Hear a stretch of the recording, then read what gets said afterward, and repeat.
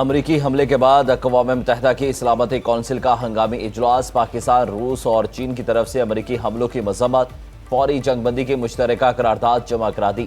پاکستانی مندوب نے کہا کہ امریکہ نے ایران پر حملہ کر کے عالمی قوانین کی خلاف ورزی کی۔ امریکی صدر ٹرمپ کا سوشل میڈیا پر پیغام، کہا ہم نے ایران کے ساتھ ایٹم بم چھین لیا، ان کو موقع ملتا تو یہ ضرور چلاتے۔ رجیم چینج کا لفظ سیاسی طور پر درست نہیں، اگر موجودہ ایرانی حکومت ایران کو عظیم نہیں بنا سکتی تو رجیم چینج کیوں نہیں ہونا چاہیے۔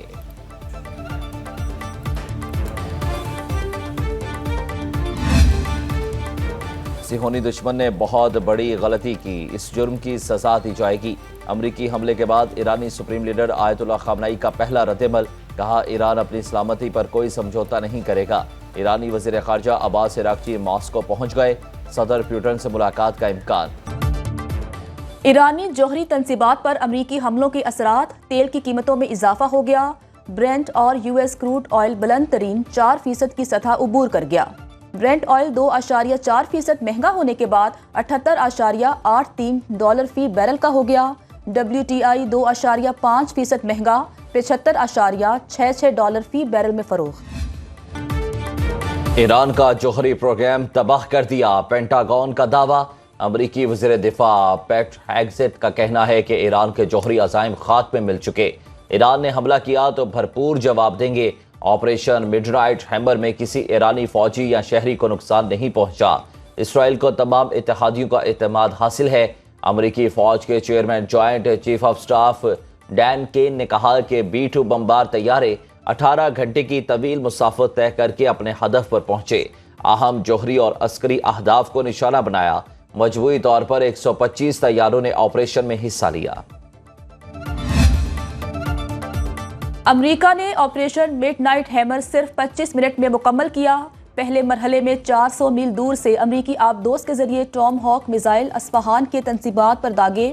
دوسرے مرحلے میں B-2 طیاروں میں فوردو پر 6 اور نتنز کی جوہری تنصیبات پر 2 بنکر بسٹر بم گرائے۔ ایران کو دھوکے میں رکھنے کے لیے میسوری ایئر بیس سے B-2 طیاروں کو بحر الکاہل کی جانب بھی روانہ کیا گیا۔ 2001 کے بعد امریکی B-2 طیاروں کا یہ سب سے طویل مشن تھا۔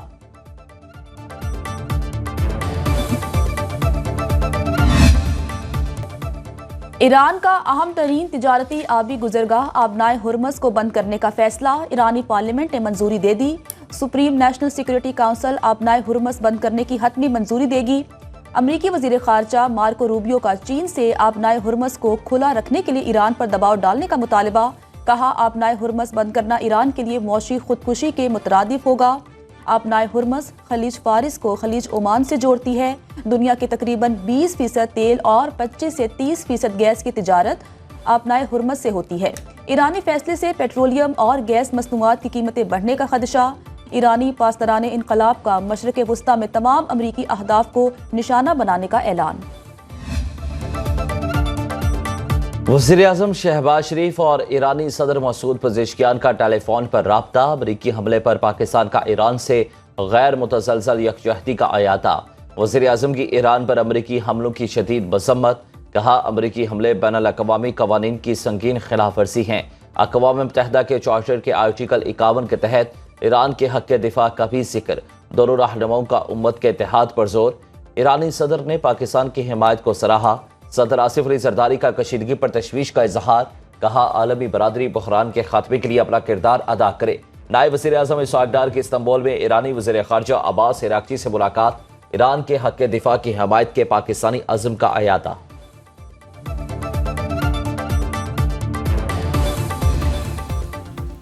اور وزیر اعظم شہباز شریف کی زیر صدارت قومی سلامتی کمیٹی کا اجلاس آج ہوگا۔